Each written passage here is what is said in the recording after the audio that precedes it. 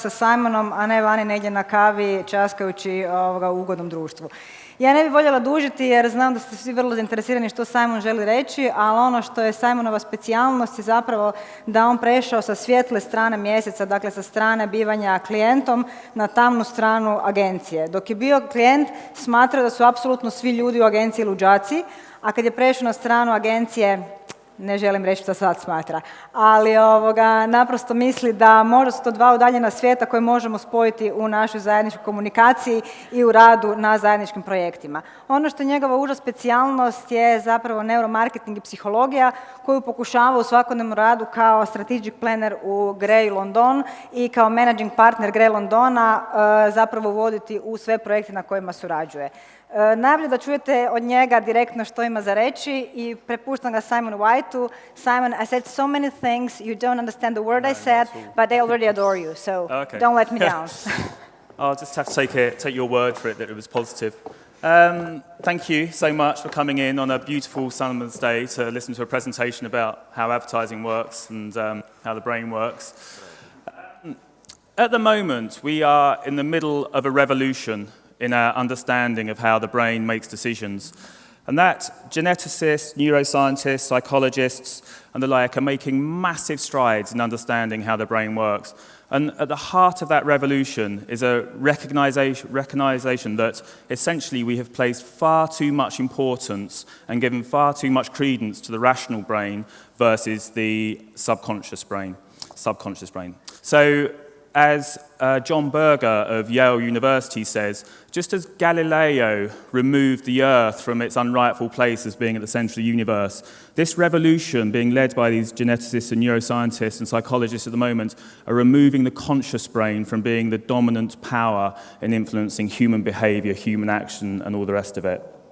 So, I have no idea what Eva said, but hopefully it included the fact that I'm head of planning at Grey, and we are following all this learning very, very closely and incorporating it and making it absolutely central to the way that we develop our communications. Because as our understanding of how the brain works changes and how our understanding of how it makes decisions changes, we have to fundamentally shift how we develop our communications.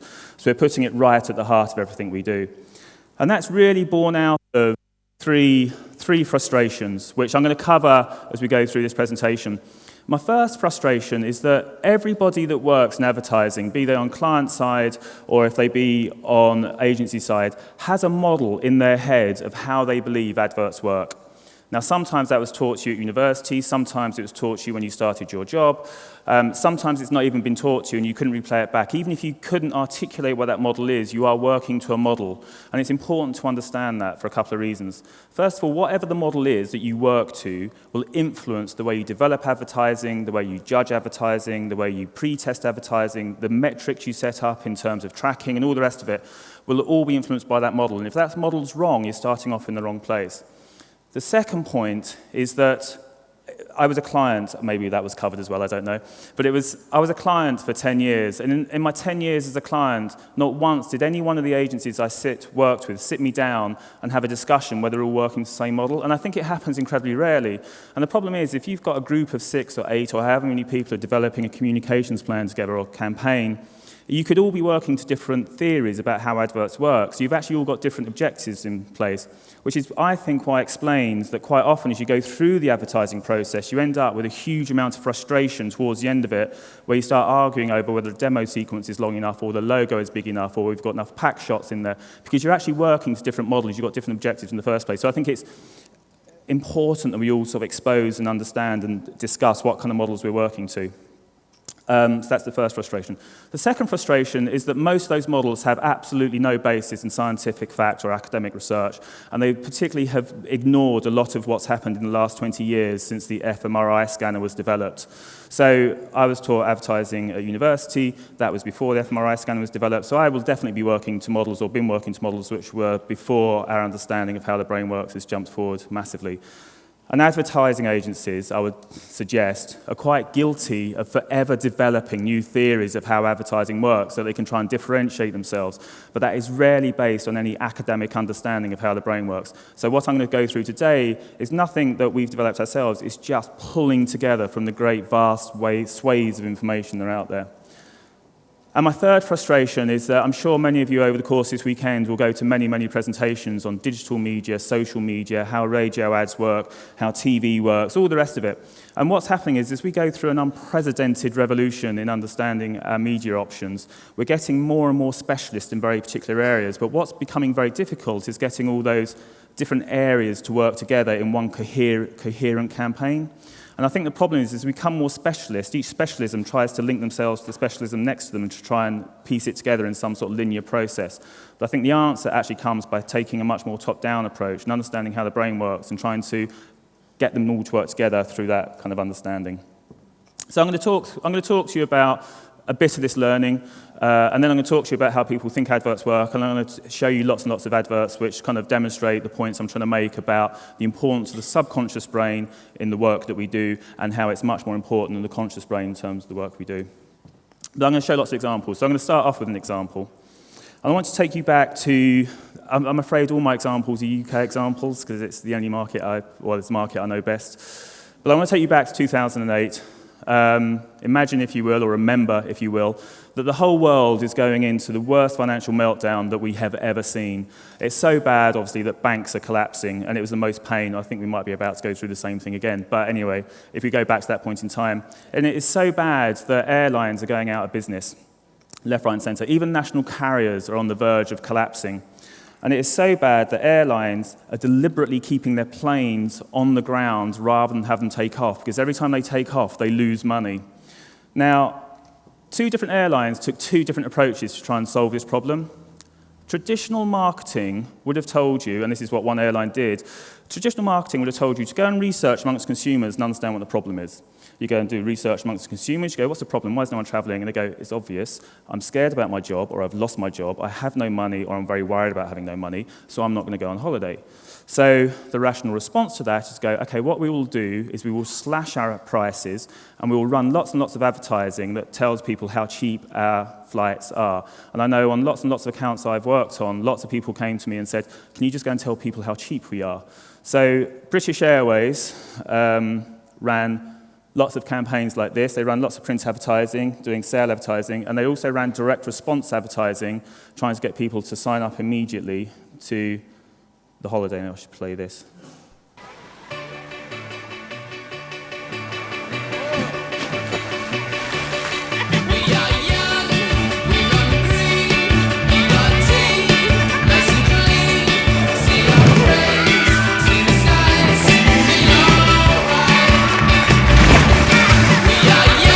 Hundreds of amazing adventures to dining and shopping. No other holiday brings you closer. Book now at ba.com/Florida. At the same time, in the midst of this terrible, terrible crisis, which is making airlines collapse, Virgin run this campaign. Miners strike! Look, I've run out of batteries, so send me a telex with the figures and I'll digest them in Frankfurt.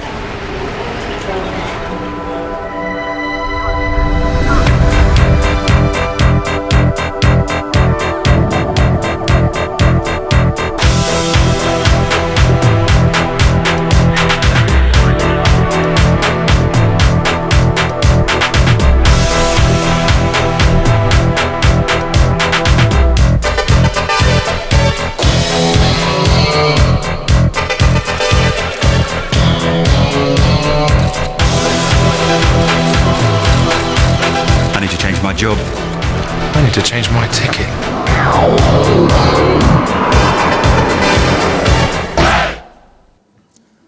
I'm sure everyone in the room has an opinion over which of those ads they prefer, which one they would prefer to have worked, and all the rest of it. But I think the important part, and the point I want to get to in here, is understanding why one worked and one didn't. So at the end of that financial year, British Airways posted a loss of £400 million. Virgin posted a profit of £68 million. That advert, which has absolutely no message in it, except the only message it has is that it's been around for 25 years. BA has been around a lot longer than that. But at the end, for every pound spent on media, that advert paid back £10.58, and yet it has no message in it. What it does is it makes you feel something, and it makes you feel like a rock star. And basically, your subconscious likes feeling like a rock star, and people buy into that. And I realise that it's too simplistic to maybe say that BA lost 400 million and Virgin made 68 million. But on the shared routes they had, on every single shared route, Virgin gained share, and they gained share against all their measures and could actually hold their prices, whereas BA had to go and do the opposite. So basically, this is what that presentation is going to be about. I'm going to talk about some of that thinking. But I want to start, the first section is when I start about how the brain makes decisions and how we think the brain makes decisions. And I've already sort of set it up by saying that we've put too much emphasis on the conscious part of the brain, so I've sort of given it away a little bit. But it's important to understand how we believe that the brain works. And most of us believe that the way that we make decisions is that the conscious part of the brain, the voice we can hear, the bit that's sort of concentrating, hopefully, on what I'm saying now, is the bit that makes the decisions. And this dates all the way back to ancient Greece, basically. And Plato, who put forward a philosophy that there was our brains, our bodies, were like a charioteer trying to control two very out of control and unruly horses. And the charioteer was reason, which believes in truth and seeks the best for the whole human. And then there's spirit, which is basically our pride and our ambition and our desire to gain social advancement. And then there's appetite, which is our base desires of passion and lust and sex and greed and all those things. And basically the emotional part, which he was there, are like two unruly horses, and the charioteer has to control them and fight to control them the whole time. And if you let the emotions take over, you'll do a whole host of very bad things, and you'll be going down to hell to meet Hades. However, the way to lead a perfect life is and make much, much better decisions in life is to concentrate on the cold, rational reason of the charioteer. And that's basically, that philosophy, going back to ancient Greece, has basically followed through most of our philosophies ever since. It follows, you can trace it all the way through the French Enlightenment and Descartes. You can follow it through to our literature. Jekyll and Hyde. Dr. Jekyll represents the cold, hard, highly intelligent reasoning. Mr. Hyde covers our base emotions and all the rest of it. And so most of the time we sort of teach our children to think more and be less impetuous and all the rest of it. However, it's basically wrong. Our thinking started to change in 1982 with a neurologist called Antonio Damasio, who wrote a book called Descartes Error, which some of you may have read. And it started with a patient called Elliot, who walked into his clinic. Now, let me tell you a little about Elliot. Elliot was a model husband. He's had a very successful career. He was highly intelligent. In IQ tests, he performed at 97th percentile, so he was very good. The unfortunate thing was that Elliot had a tumour, and he had a tumour in a part of the brain called the orbitocortex, which is just behind the eye, the bit marked emotion. It's a part of the brain which sort of governs emotion, basically. So he had to have the tumour removed. He had the tumour removed. All went well and good. After the test, the operation was a complete success. And after the operation, he had his IQ tested again, and once again, he was 97th percentile. He was still just intelligent as he was before, all well and good. However, Elliot had changed, and what had changed in Elliot was he was completely and utterly incapable of making any decision whatsoever. So, for example, Antonio Damasio would say to him, Elliot, when do you want to have our next appointment next week? And what Elliot would do is he would give you every rational reason as to which day or which time of day would be the best time to meet. He would say what you might be doing at work, what you might have had for lunch, what the weather might be like, everything. So he basically went through a very, very rational process of weighing up the pros and cons to try and deliberate which day it would be. But he would find it impossible to decide. The same as something as simple as putting two pens on the table. Antonio would say, can you sign this document? And you put a red pen down and a black pen down. And what would happen was Elliot would not be able to pick up one of the pens because he would be unable to choose which of the two pens to choose. He would give you rational reasons why black might be better than red or red's better than black, but he would not be able to make a decision. And the reason is, and this is where the starting of this learning comes from, is that if you knock out your emotions, it is utterly impossible to make a decision. It's your emotions which drive your decision making. Now, if Plato had been correct, Elliot should have lived the perfect life because he was no longer at the mercy of those base emotions which lead us into all sorts of dangerous places. What he should have done is been making perfect rational decision the whole time, and his career should have flourished and he should have lived a happy life. And sadly, what happened to Elliot was that he ended up divorced, he lost his job, he actually ended up on the street. It's a sad story. But he dealt with all this with absolutely no emotional response whatsoever. In lie detector tests, you realise that he would never respond to anything. And what became apparent was that a general understanding of how the rational brain makes decisions is actually wrong. It's actually based in a different part of the brain. And there's reasons for that. Let me give you an example. The other part to understand is that the subconscious part of the brain is significantly more powerful than the conscious part of the brain. I know we all like to think we're highly intelligent and that we're weighing up pros and cons in our heads very carefully. Again, we're wrong. It's the subconscious part of the brain which is doing most of that work. So within cricket, it takes 0.3 seconds for the ball to leave the bowler's hand to arrive at the bat. That's 0.3 seconds that the batsman has to make a decision about whether to play that ball, and if he is going to play that ball, how to play it. 0.3 seconds is about a human heartbeat. It takes 0.25 seconds to initiate a muscle movement. It also takes 0.05 seconds for the signal to travel from the eye to the brain for anything to happen, which leaves a meager 5 milliseconds to make any decision, which is just nigh on impossible. And yet, there's cricket players out there that constantly score centuries, constantly hit the ball for a six and all the rest of it. So how does this happen? It basically happens because the subconscious part of the brain learns a huge amount of information. So as the bowler runs up to bowl, the subconscious part of the brain is receiving huge amounts of information and processing it at a phenomenal rate. So each foot, where is it placed? Which speed is he running? How's the next foot? How is he holding the ball? How is the arm moving? How is he coming over the top? And the subconscious part of the brain does all the decision-making and makes that decision whether to play the shot, and if to play the shot, how to make it. And that's because it's that much more powerful. What it also does, the subconscious part of the brain, is it works, receives information, processes information, learns things without us even knowing it's doing it, and we have no control over whether it's going to do it or not. So I'd like to tell you another story. I want to take you back to 1991 and the Kuwait War, and at that moment in time, there was Lieutenant Commander Michael Riley Smith on a British destroyer, HMS Gloucester. And his job on that was to watch this radar screen and watch the planes coming home, which were American fighter jets, A-6 fighter jets, that were flying back to the MSS Missouri after their sorties. And he sits there watching this radar screen all night, watching them come back. And he starts his shift at midnight, and at 5:01 in the morning, he watches one of these blips come on the screen, and for a completely inexplicable reason, he feels a sense of panic. His hands go clammy, his heart rate increases. He has no understanding as to why it is, but he feels a sense of panic. Now, that blip could be, as all the others have been beforehand, an A-6 fighter jet returning, but it could be a Silkworm missile. And he has absolutely no way of telling which it is. So both the blips are exactly the same size. Both are traveling at the same speed. They're both traveling at 550 miles per hour. And they're both following exactly the same path that all the previous A-6 fighter jets have gone down. So he has to, in an instant, make a decision as to whether he's going to send up 2 intercept missiles and blow this up. Now, this is a crucial decision. If it's a Silkworm missile and he doesn't destroy it, thousands of lives on the MS Missouri will be lost. If, however, it's an A-6 fighter jet and he does send missiles up, he will needlessly kill the pilots on that plane, and he has to make a decision. He has absolutely no way of telling which it is.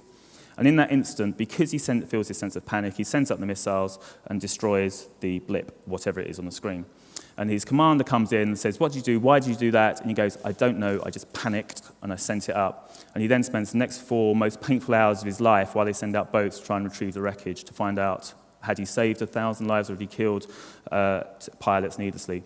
And it turns out he was right, thank God. A happier story than the Elliot story. And it was all fine. But the problem was that he had absolutely no way of explaining how he knew that that was the right decision to make. And this is my point. The subconscious part of the brain can receive and process and learn much better than the conscious brain can make those decisions. And they record these radar screens, and so after the event, they have a full investigation. They re-watch all the radar screens over and over again. And what they can't see anywhere is any way of telling. No one can tell. And it's only 6 months after the Kuwait War finished that a neuroscientist looked at it and spotted that it was an extra 2 sweeps of the bar coming around before the blip showed up. That was all it was. What happens is that Silkworm missiles travel at 1,000 feet, A6 fighters at 3,000 feet, and that extra cover of the land due to the lower altitude just means it appears slightly further into sea before it shows up on the radar screen. His subconscious part of the brain knew that, even though his conscious brain had absolutely nothing to do with it.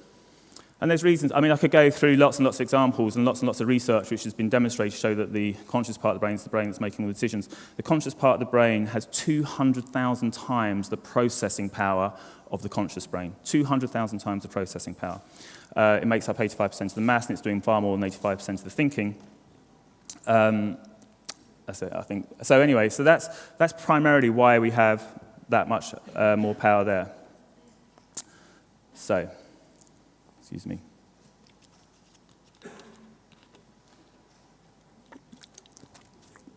Some of you may have heard of Daniel Kahneman, who is the forefather of behavioral economics. Basically, Daniel Kahneman is a psychologist. He was amongst the first to recognize as well that essentially we're not rational, predictable beings. Actually, we're irrational, but we're rational in a sort of predictable way. But that's where behavioral economics come from. And on the back of what his learnings were, Stanovich and West, 2 further psychologists, developed the idea of System 1 and System 2 thinking. And I think it's worth talking about this because I think when clients and agencies are working together, it's good to understand which part of the brain we're trying to influence. System 1, or level 1, it's called different things. System 1 or level 1 is basically the more primitive part of the brain. This is the subconscious part of the brain I was talking about. And it's very intuitive, it's effortless, it's very fast, it works by heuristics, and it's the part of the brain that makes decisions. System 2, however, is the conscious part. It's the voice we can hear. It's the part of the brain we actually have some control over. But it's reasoning, it's effortful, and it's very slow.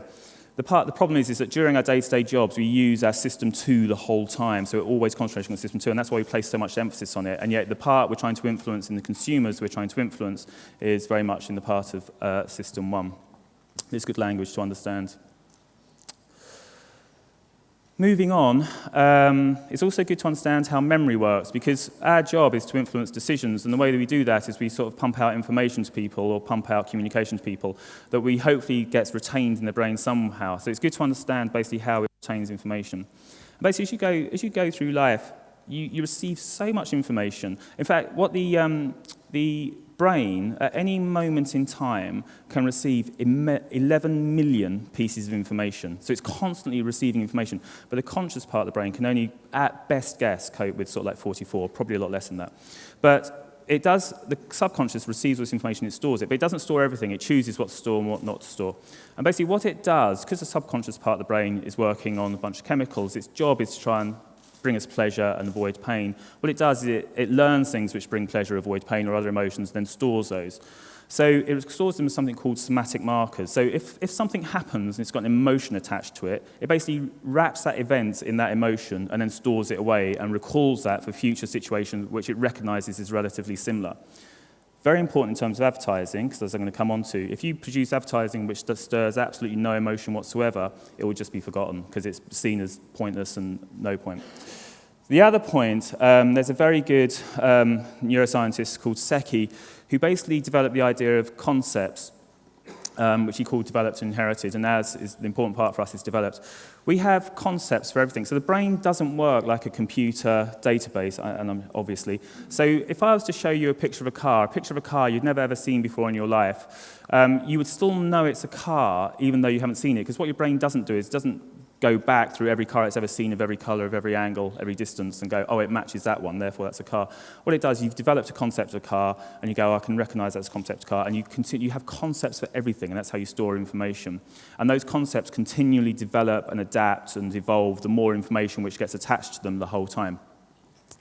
And the reason that's important for communication, and one of the things that we try and use within Grey, is it's much better to try and attach your brand to an existing concept in someone's head than it is to try and develop an abstract, single-minded proposition to try and store it. So, for example, if you were trying to sell cheese, let's say, so I have a concept, everyone has a concept, well, I certainly do in the UK, I'm not sure if you do here, but everyone has a concept to the word posh. You'll have an equivalent word. And the word posh comes with a whole sense of associations with it. It means upmarket, it means more expensive, it would mean better tasting, it would mean more exclusive, all the rest of it. what you don't have is a concept of a particular flavour description, which goes, it's like sort of bitter at the beginning, and it goes on, and it's extended, and it's got a long, slow aftertaste. That's just abstract and weird. So in terms of advertising, if you advertise a cheese, you go, it's like posh cheese. People understand it, remember it much easier than if you try and develop what most of the time we're doing is develop quite abstract, single-minded propositions.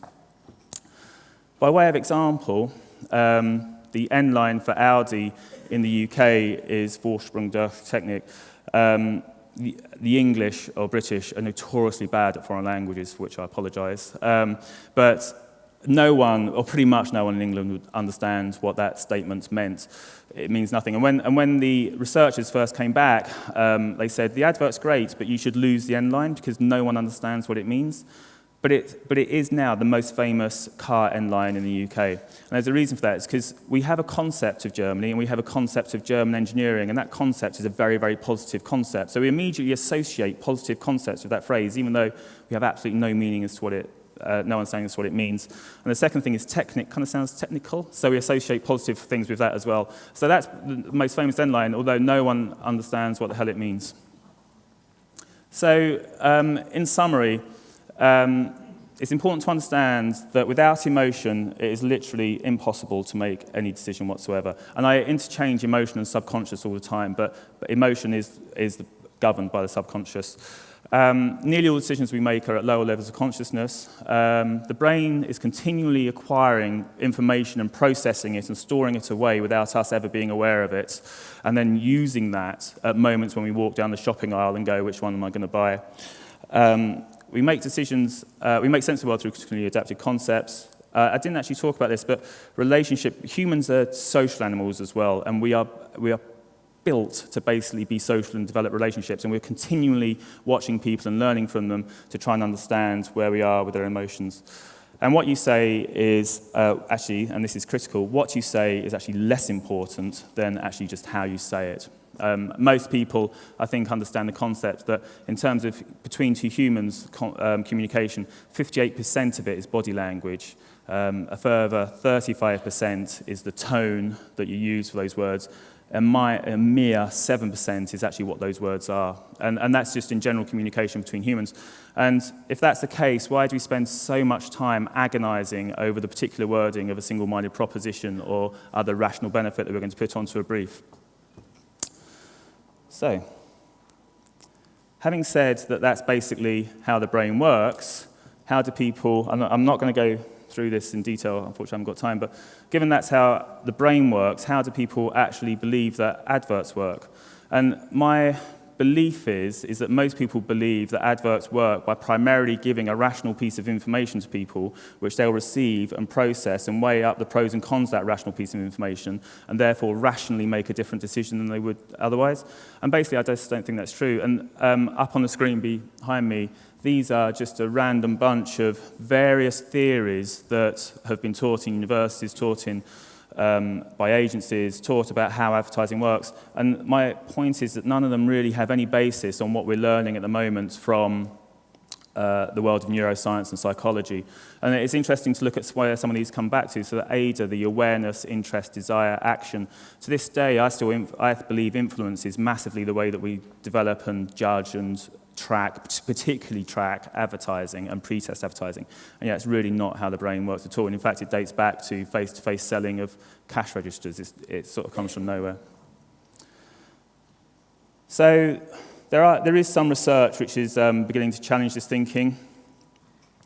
So for example, in 1995, so one of the key things that everyone thinks is that you have to get the conscious brain to be consciously aware of your advert. Like it's, we absolutely focus on awareness, and like in most pre-testing, most tracking, it's like awareness. Did you see the ad? Did you see the ad? But that's what you're asking at that point is the conscious brain. Did it see the ad? Was it in a top-down processing mode, going, okay, I'm receiving the information, I'm processing it, I'm going to store it away, and